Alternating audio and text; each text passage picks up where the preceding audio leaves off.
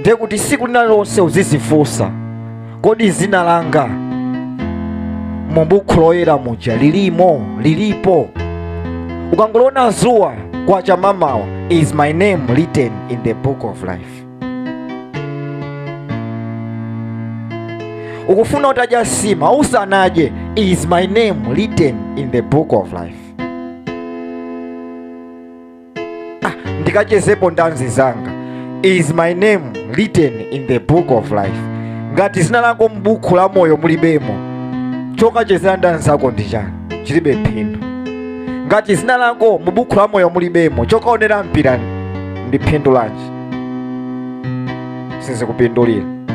Ndakuti siku lina lonse zifunse, is my name written in the book of life?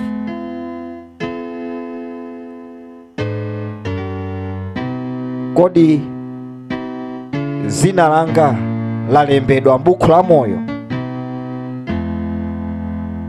Akuti azabwera ngati mbala, anthu utamangogwa pasi ti zakhala bwanji, anadwala hayi, anangoti ndikumva mutu kupweteka kenaka basi pasi ti.